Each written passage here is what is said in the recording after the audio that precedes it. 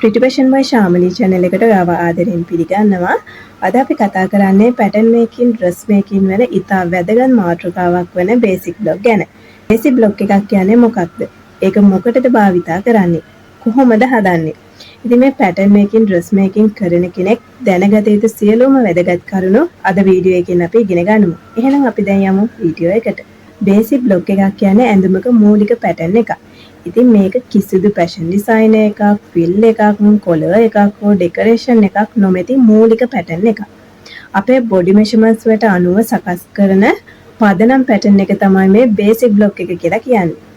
fashion design එකක් නිර්මාණය කරන්න කලින් අපිට පදනමක් අවශ්‍ය වෙනවා. ගෙයක් හදනකොට foundation එකක් ඕන වගේම dress එකක් හදනකොට basic block එකක් අනිවාර්යයෙන්ම අපිට ඕන වෙනවා.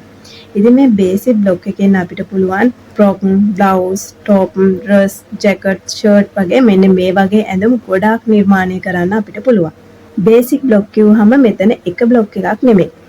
basic block කියුවහම block වර්ග කීපයක්ම තියෙනවා. ඉතින් එතනදී bodice block එක කියන්නේ අපේ මේ ඉහළ කොටස සඳහා භාවිතා කරන pattern එක.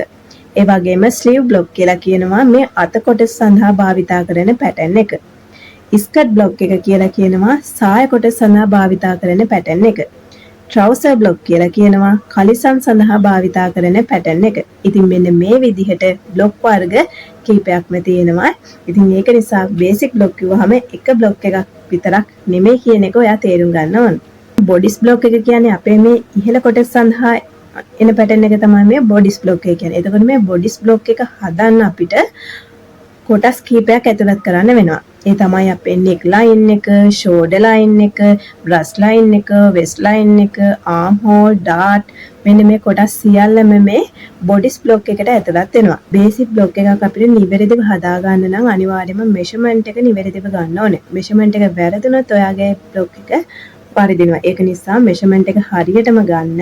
measurement එක ගන්න කොහොමද කියලා මම ඊට කලින් වීඩියෝ එකක් කරලා තියෙනවා. ඔයාලට පුළුවන් ඒ වීඩියෝ එකත් බලන්න.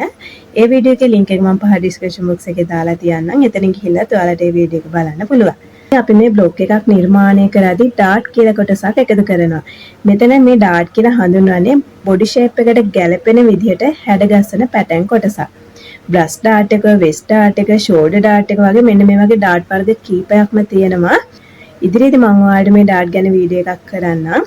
ඉතින් dart වර්ග ගොඩක් තියෙන නිසා මම මෙතන මේ dart සියල්ලම කතා කරන්නේ නැහැ. මම ඉදිරියේදී ගැන වීඩියෝ එකක් ඔයාලට කරන්නම්. මේ dart නැත්නම් dress එකක් loose හෝ baggy වගේ පෙනෙන්න පුළුවන්. ඒක නිසා අපි අනිවාර්යයෙන්ම ඇඳුමක් හැඩට පේන්න නම් dart යොදා ගන්නවා. ඒ වගේම තමයි ඔයාලට මම මෙතන තව අලුත් වචනයක් කියලා දෙනවා. ඒ තමයි ease. ඉතින් body measurement එකට අමතරව දෙන ඉඩ ප්‍රමාණයට තමයි අපි ease කියලා කියන්නේ. ඉතින් උදාහරණයක් විදිහට ගත්තොත් ඔයාගේ පපුව වට 36යි නම් pattern එකට අපි අඟලක් හෝ අඟල් දෙකක් ease එකක් එකතු කරනවා. ඒ කියන්නේ බුරුලක් විදිහට අපි එකතු කරන ප්‍රමාණයට තමයි මෙතන අපි ease එක කියලා කියන්නේ. ඉතින් මේ විදිහට ease එකක් එකතු කරොත් තමයි අපිට dress එකක් ඇඳගෙන ඉන්න පහසු වෙන්නේ. ඒ වගේම තමයි seam allowance කියන්නේ. ඒ කියන්නේ pattern එකේ stretch කරන ඉඩ. සාමාන්‍යයෙන් අඟල් භාගයක් හෝ අඟලක් මේ සඳහා දෙනවා. ඉතින් මේක නැත්නම් dress එකක් stretch කරන්න අපහසු වෙනවා. ඉතින් මේ basic block එකක් හදාගත්තට පස්සේ ඔයාට ගොඩක් ඇඳුම් නිර්මාණය කරන්න අවස්ථාව තියෙනවා. ඒ තමයි princess line dress, A-line dress, frock, shirt, blouse, jacket මෙන්න මේ වගේ design ගණනාවක් ඔයාලට develop කරන්න පුළුවන්. ඉතින් මේ ක්‍රියාවලියට කියන්නේ අපි pattern manipulation කියලා. ඉතින් දැන් ඔයාලට තියෙන ප්‍රශ්නය තමයි මේ pattern manipulation කියන්නේ මොකක්ද කියලා. ඉතින් මේ pattern manipulation කියන්නේ මේ basic block එක වෙනස් කරලා අලුත් design හදන එක.